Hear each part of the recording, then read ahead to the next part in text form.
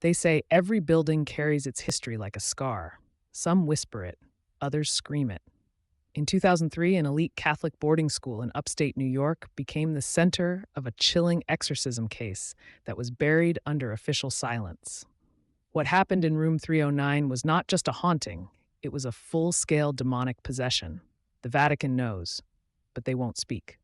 This is the story they don't want you to hear. Marina Lopez was 17, a scholarship student from the Bronx, smart, soft-spoken, and grieving the recent death of her older brother. Her parents believed this new school, St. Anselm's Academy for Girls, would offer her a safe place to recover, study, and focus. They were wrong. On her first day, Marina was assigned to room 309, a corner room in the West Wing. It had large windows facing the woods and was said to be one of the quietest rooms. But as Marina turned the old brass key in the door and stepped inside, a wave of cold swept over her. Not a chill, but something dead. The walls were clean, the bed neatly made, but something didn't sit right. Her roommate had apparently left just a week earlier. No explanation, no transfer request, just gone.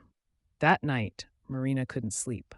The room creaked more than it should have, the crucifix on the wall tilted by morning. When she looked under her bed, she found a rosary, burned at the center, as if someone had tried to set it on fire. 2 weeks passed.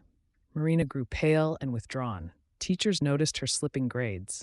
She complained of dreams that felt too real. One night, as she rearranged a loose floorboard near her bed, her hand struck something hard, a small, leather-bound journal. It belonged to Ellen Graves, a student from 1982 who had once lived in the same room. The entries started normal: boys, gossip, exams.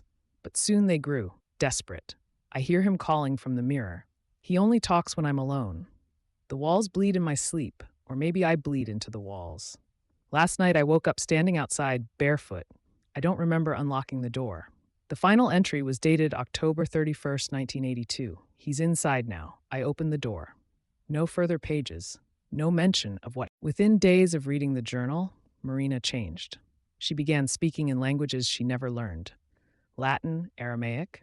Her eyes would dilate suddenly, staying black for minutes. Her voice deepened. Friends avoided her.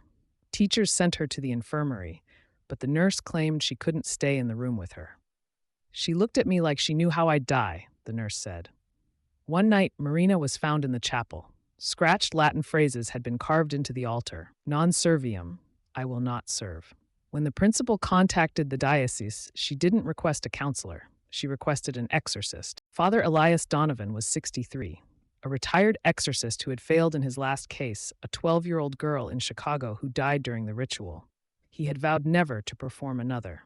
But when he heard room 309 and Latin phrases on the altar, his hands trembled. He arrived the next day. Immediately, he demanded all religious icons be removed from the room. It mocks them, he explained. It wears faith like a mask. The official records say the exorcism lasted 4 hours. Witnesses say it lasted 10. Marina had to be restrained. Her voice took on multiple tones, sometimes 2 at once. She laughed at the holy water. Her body bent backward at inhuman angles. At one point, she said in perfect German, "She let me in. She wanted her brother back. I offered him." That's when Father Donovan realized the demon had tricked Marina by using her grief. It had offered to let her speak to her dead brother in exchange for an invitation, and she accepted. The room's temperature dropped to near freezing. The windows cracked. The crucifix Father Donovan held burst into flame in his hand. He shouted the name of Christ over and over until Marina screamed a single word, "Valak." The room went silent. Marina survived, but she remembered nothing. The school sealed room 309 permanently. No student has entered since. A maintenance worker who tried to renovate it in 2009 went blind in one eye and began speaking gibberish. He quit the same week. Father Donovan died 2 weeks later from unexplained internal bleeding. His final note, found in his Bible, read, "I cast him out of her, but I don't think I cast him out of." In 2020, a YouTuber named Ethan Graves, claiming to be Ellen's nephew, snuck into the abandoned West Wing to film Room 309 exposed.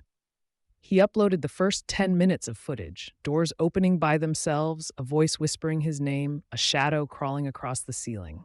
The video cuts off mid-scream. His channel has not posted since.